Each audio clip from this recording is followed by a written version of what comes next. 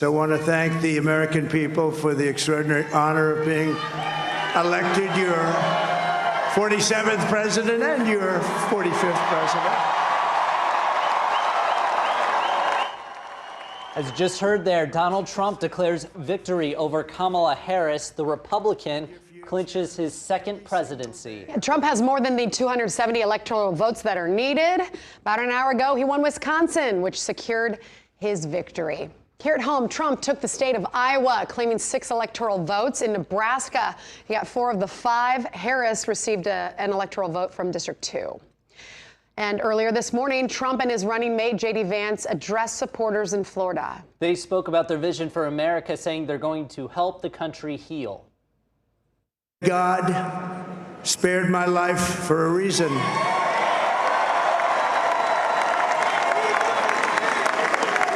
And that reason was to save our country and to restore America to greatness. And now we are going to fulfill that mission together. We're going to fulfill that mission. After the greatest political comeback in American history, we're going to lead the greatest economic comeback in American history under Donald Trump's leadership. Now, Kamala Harris plans to speak about the election results later today. She has not conceded. Trump went to the White House in January with a Republican majority in the U.S. Senate. The GOP has 51 of the 100 seats right now, and that's with 8 races remaining undecided this morning. In the House, things are also trending the GOP's way. They have 205 seats. 218 are needed for control. And this morning, team coverage from several local races. Devon Taylor has the latest on U.S. Senate race between Dan Osborne and Deb Fischer. And Aaron Haggerty's breaking down multiple ballot initiatives in Nebraska. But we begin with Anna Baining reporting on the race for Nebraska District 2. Razor thin, Anna. Jack and Melissa, in this neck-and-neck race to Congress, it has been just that all night and through the morning. Incumbent Don Bacon looking to keep his seat in District 2 against challenger Tony Vargas. About 10 p.m. last night, Vargas led Bacon 51% to Bacon's 49%, down about 6,000 votes. We heard from Bacon's campaign manager at that point in time, and according to him, their team was cautiously optimistic. He's doing well. He's in good spirits. I mean, a lot of the public polling today showed him out of the fight, and we feel like we're in a really strong position. There's only 3,300 votes being counted in Saunders County right now. So we feel like that's a huge opportunity for Don to close the gap. Then around 2 a.m., we saw a flip-flop in this rematch from 2022 with Bacon taking the lead. He now leads by about 8,300 votes. When we spoke to Vargas last night, he said he was being patient for all of the results. Democracy takes time, right? Democracy takes time. And we need to make sure that every single vote is counted between now and when they certify all these votes. It's obviously a slim margin with just over 8,000 votes separating Vargas and Bacon in their race to represent Nebraska's 2nd congressional district. And as we keep tabs on this race, we'll make sure to keep you updated on air and online. Reporting live in Omaha, Anna Baining, KETV News Watch 7.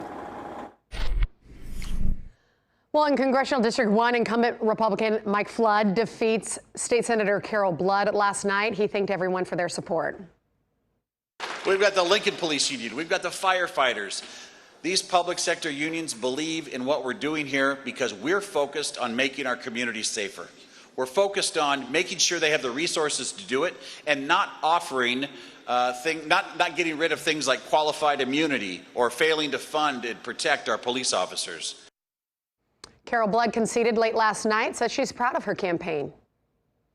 Told at the very beginning that there was about a 1% chance that we could win this race. And I'm just really proud that we went ahead and we drove in and we worked hard. My opponent came into this race with over $1 million to start with. We came into this race knowing that we'd have to work really hard. Nebraska's 3rd district incumbent Republican Adrian Smith keeps his seat, defending the challenger Daniel Ebers by more than 60%. Now, in the race for U.S. Senate, incumbent Republican Deb Fischer defeats independent challenger Dan Osborne. That win for Fischer helped the Republicans secure the majority in the U.S. Senate. KETV News Watch 7's Devon Taylor's live in studio to break down the race. Good morning, Devon. Hey there, Jack and Melissa. Deb Fischer secured her third term as U.S. Senator, beating independent Dan Osborne. Fischer initially supported a two-term limit for U.S. senators in 2015 amidst this being her third term. She says that this victory will help her work on her list of priorities she has set for this term. Fischer says she wants to address things like paid family sick leave aimed to help hourly workers and small businesses. I say Nebraskans know who I am. I've traveled the state extensively, built strong friendships all across the state, have great folks that help and volunteer, and from our conversations, I've always said Nebraskans know who I am. I feel confident about this race, and I just thank Nebraskans so much for their continued faith in me, and I plan to work hard again for them. Dan Osborne, on the other hand, says that the election did not work in his favor, but he believes there is some unfinished business. What's clear tonight is that across Nebraska and across the country, people are angry, people are hurting, and people are being failed by the status quo. I'll tell you what, we sure challenged the status quo, didn't we?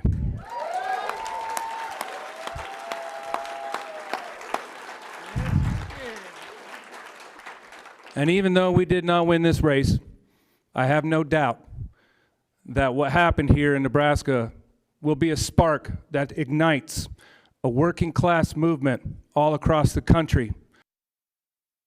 Now, Fischer ended up winning by 7.1% points. You can find all of our election coverage on the Fischer-Osborne race right now on our website. That's KETV.com. Back to you.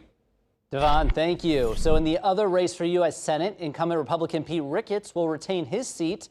He says the economy's top of mind for Nebraskans. We've got to stop this reckless spending. It is driving up our debt. We're over $35 trillion in debt. That's $266,000 a household. And part of the problem is a broken system in Washington where we don't get a chance to actually debate or amend bills. If we get Republican leadership, we can fix that.